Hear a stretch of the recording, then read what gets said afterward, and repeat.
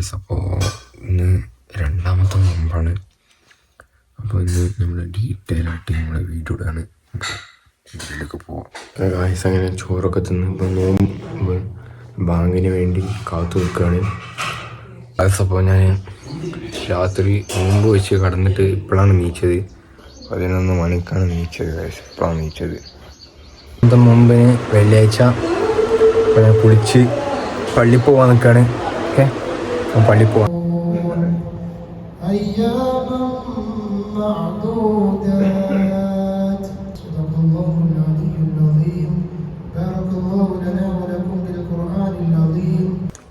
Guys, അങ്ങനെ വെള്ളിയാഴ്ച നമ്മൾ ജുമാ നിസ്കരിച്ച് ഗൈസ് അസർ നിസ്കാരത്തിന് പോവാണ്.